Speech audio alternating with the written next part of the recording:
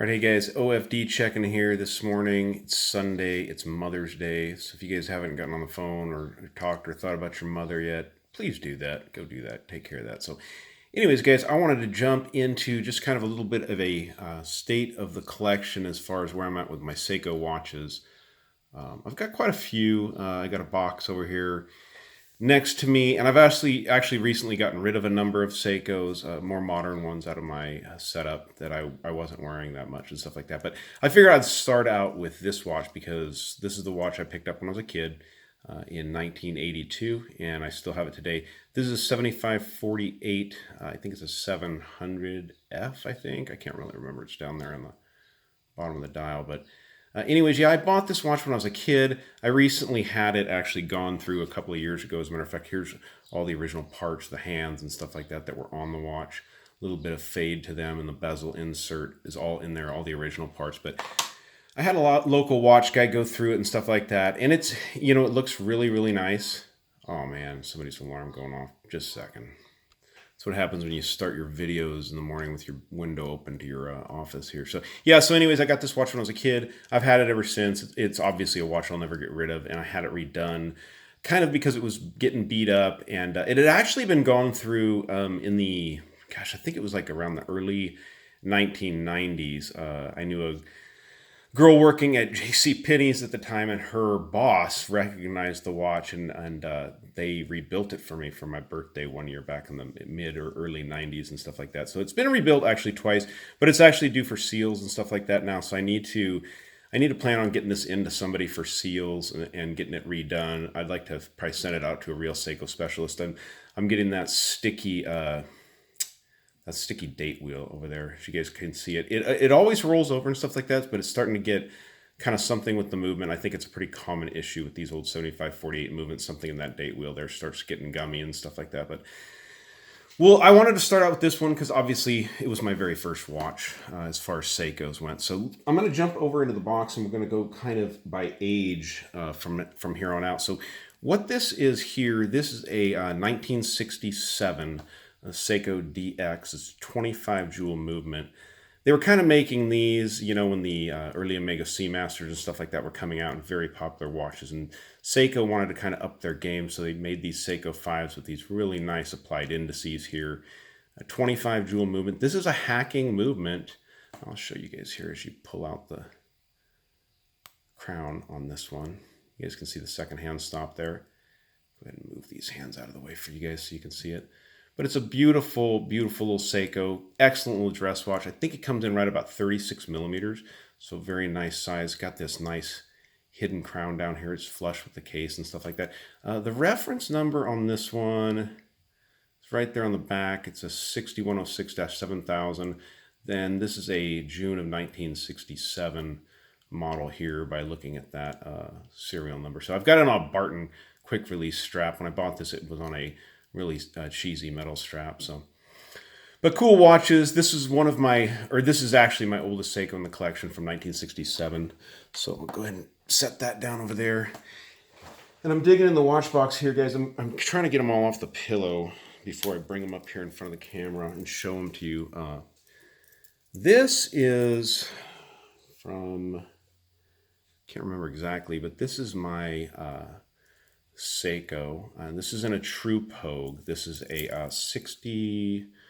Oh man, I'm bad this morning, guys, with my reference number. 6139 6002, and this one is I think this is a July of 1972 watch. Now this is all original.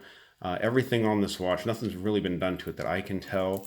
I think it needs a service. It's running good. It keeps good time and stuff like that. Has all the original lume and everything on there. The crystal is original on this watch. I don't think the bezel insert's ever been replaced. Now it does have that dark gray chapter ring in there for that bezel, that internal bezel. And I've heard this referred to as the Aussie Pogue, and then you get a lot of people arguing that there never was an Aussie Pogue. But if you guys watch Spencer Klein, he actually pulled up I watched a video, and he actually had a brochure with this watch in it from Europe. So this is on a Stellix bracelet. This is a period bracelet. As you guys can see, if you guys have never seen a Stellix bracelet, there's their little logo there. Cool bracelet, fits really nice. It's a really nice bracelet. I've had this watch for maybe about a year, something like that, I think. Great watch. Definitely something, if you love Seikos, you should try to pick one of these up in the collection. Neat watch.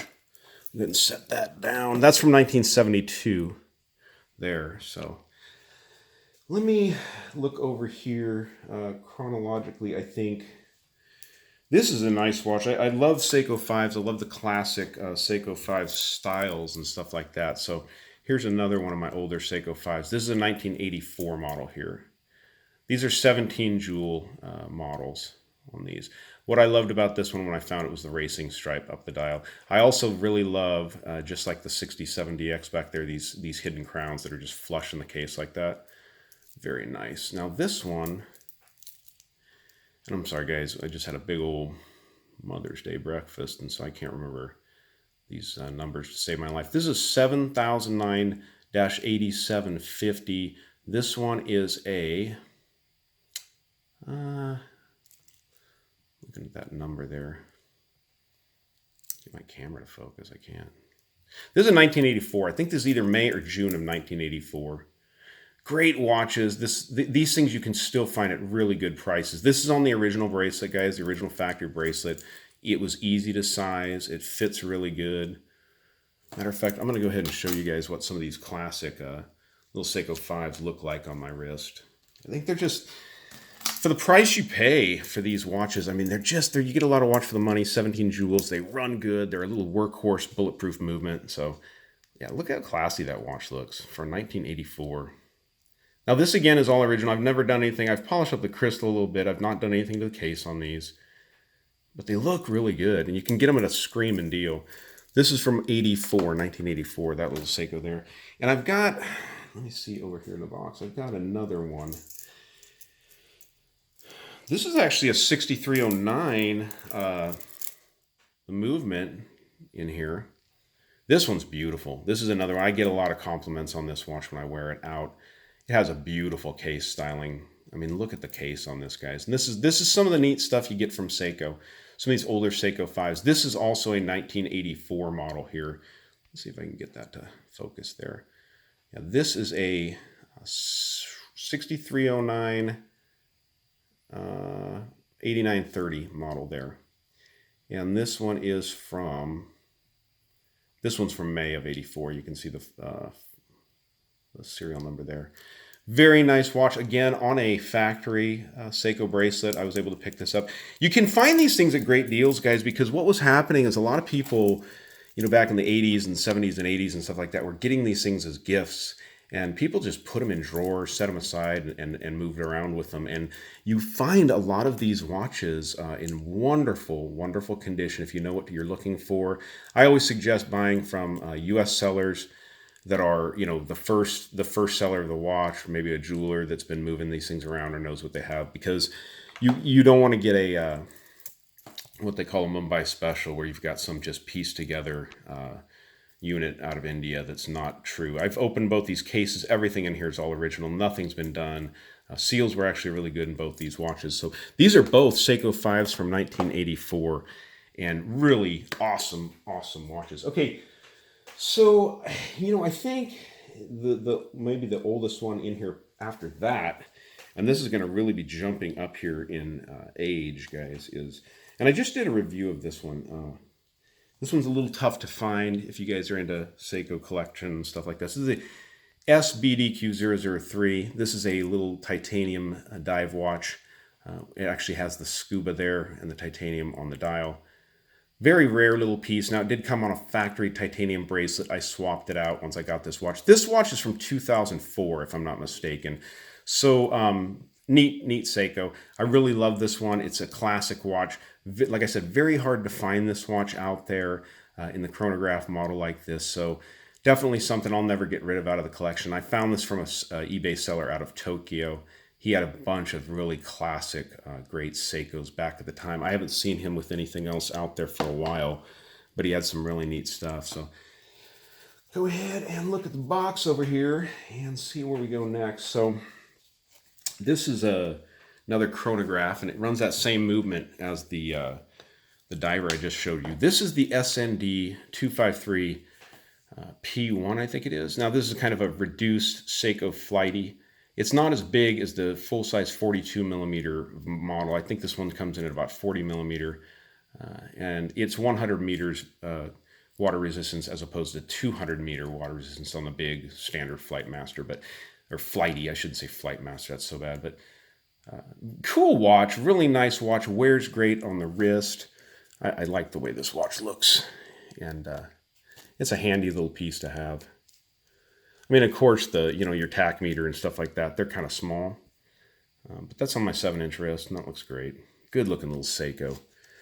Another one I just kind of like to have in the collection. It's a classy looking little piece. So that's the SND 253 P1. So I'm going to look over here in the box, and now forgive me guys, I'm going to start spacing a little bit on these reference numbers. Man, there's so many of them to remember. And when you got a bunch of Seiko sitting next to you here, they all start blending together. So I think a lot of guys that are Seiko diver collectors and stuff like that don't care that this is a 100 meter water resistant watch. But this is the Pepsi Urchin, and it's a great watch. They make these in a blue, they make them black, they make the 55 fathom models and stuff like that. It's a day-date model. It runs a 7S36 movement. Great watch. Good all-around watch. I mean, they're very pretty. Very pretty.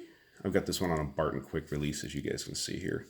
A lot of my stuff on those straps. So good looking watch in the Seiko 5 series, diver's style, all around sports watch. I mean, something you can really use and have fun with. This is obviously a modern watch, but I like the Pepsi, and it's actually what I do with that is that's kind of my more rough and tough model, so I don't beat up my old 7548 there. So. Since we're looking at divers watches, let's just keep going with those. This one I recently purchased, I think within the last year. This is the SKX 013. So it's the 36 millimeter SKX. Yeah, I've had all the big versions. Obviously I have this one at 42 millimeters, and it's the same dimensioned case and everything as an SKX. Actually, the predecessor, to the SKX line would be some of these quartz models and the early automatics. But yeah, I kind of wanted to try out the 36 millimeter model. I think it wears good on a 7-inch wrist. I think it's a handy little watch. I mean, it just kind of melts onto the wrist and wears perfect. Wears absolutely perfect as far as a diver goes. A lot of people are going to think this is a little bit too small for a diver, but I think it's a good size. Don't mind it at all. So that's the only SKX I currently have, in the collection. So. But cool. If you're Seiko nuts, you're going to have one. You're going to probably have one in there. So throw that in the back and see where we go next. Okay, so this is my my only kinetic I have left in the collection. I used to have the Yeti, as you guys remember, and now this is the only one I have left. This is a BFK. Forgive me, guys. I cannot, for the life of me, remember the reference number on this particular model. You guys can look it out up there. If you type into the Google machine, Seiko BFK, it'll bring you up one of the versions of this watch. Kinetic movement. It's got a 6-month power reserve when it's fully charged up.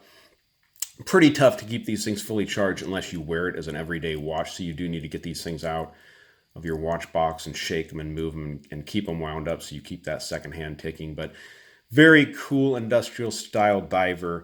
If you guys aren't familiar, this is the power reserve button that lets you know how much life is in the battery, and it uses that second hand to do that. I probably have a video up of this watch on the channel, so go check that out. So BFK in the collection, guys. And if you guys aren't familiar, BFK stands for Big Freaking Kinetic. So okay, so sticking with divers watches. Now, this will freak you guys out, but this is the only modern big diver that I have. I've sold my Turtle, I've sold the Samurai, and I've sold a couple other watches. But I love the Mohawk, and I'm not getting rid of this one. This is the SRP 587K1, I think is what this is. I actually remembered the reference number on this, but something about the uniqueness of this big bad boy. I just love it. I love the case. I don't know. I just really like this watch. I even like its jingly bracelet. It feels more sturdy actually than the Orient Triton I just bought as far as the bracelet goes. So I really do like the bracelet on this watch. So yeah, I've got rid of the Turtle. I got rid of the Samurai. get rid of actually my solar patty also, and I decided that I wanted to keep this. This is my big burly diver, Seiko diver in the collection right now at the time. So SRP 587K1. So all right, I'll set that way back there. And we're getting down to the nitty gritty here, guys. Let's go ahead and take a look at this. This is a cool watch. This was, they made these in a number of variations here, I think about 2 years ago, and I was able to pick one up. I think this is the 287, something like that. SS, something, 287K1. But this is the reissue of the helmet in the Seiko 5 series. Very cool sports watch. Helmet, or also it was called the Diastar, because Rado brought out a watch with the same case design back in the 1960s, and basically Seiko kind of went after that case design when they designed this. This one's running a 4R37, so you get that 24-hour indicator up there at the 10 o'clock position. Cool watch, really cool watch with this cream dial. This is actually a factory NATO strap from Seiko that I've got it on. It's on its factory strap that it came on, so it's a good looking watch.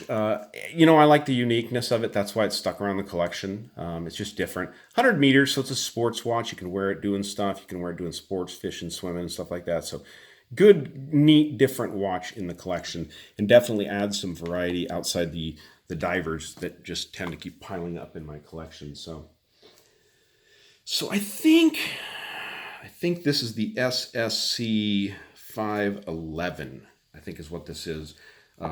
This watch was a gift, actually, last year, or the year before. My wife and girls got this for me. This is the Seiko Solar Chronograph. This is in their, I think, in their Recraft series. But it's really great because you get this wonderful retro design here, but you get the modern solar movement from Seiko, which I think is just, I think the wave of the future is in solar watches, guys. I mean, they just make so much sense. I know they don't have that ticking heart and and stuff like that, but they are beautiful, and they're great timepieces. They work well. So nice watch there. That's the SSC 511, I think, guys. Don't quote me on that, but I think that's what that is. So, all right. Last but not least, and this is a review or watch that I just put up here on the channel recently, and you guys all know this watch, and this is the Seiko Alpinist. And this was kind of one of the reasons I sold off a couple other watches, was because I wanted to put one of these in the collection. And guys, I'm not overloaded with money, so I had to move a couple items to bring some new stuff into the channel. But this is a real special watch. I think these, if you can still find them out there, I know the price is just going nuts on them, but the Seiko Alpinist is just a spectacular watch. I've definitely got a review of this up on the channel, so guys, go check that out. Check it out. So got both this and the other one here on these Blu Shark straps in forest green watches on green strap. Looks good. So yeah, guys, that's kind of where I'm at right now on my Seiko watch collection. As you guys can see, there's quite a few back there, a little bit of everything. There's a lot of variety, and that's what's fun about it. And that's what really, I think, Seiko offers as far as watches go. They offer so much in variety, so many different things out there. So this is where I'm at right now. I'm sure this will change. It'll ebb and flow over the years and stuff like that. There's a few that will definitely stay in the collection and aren't going anywhere, guys. But if you've stuck around this long in this video to see all my watches and stuff like that, I just want to say thank you. I want to thank you guys for subscribing to the channel. Now, I haven't announced the giveaway of these two watches from GearBest. I will be doing that. Look for, if you guys aren't subscribed, subscribe, and also make sure you ring that bell up there at the top so you know when I post a new video. But I will be posting that video this week. It will be called the GearBest 4,000 subscriber giveaway, and I will be announcing a winner. To win that, you need to make a comment on the Orient Triton video that I just did, I think 2 days ago. So, all right, guys, that's the state of the collection as far as my Seikos go right now, guys. Thanks for tuning in. Thanks for sticking around for 20 minutes on a video if you're at this point, and I really appreciate it, guys. Give me a thumbs up down there at the bottom if you like the video, and please subscribe. Thanks, guys.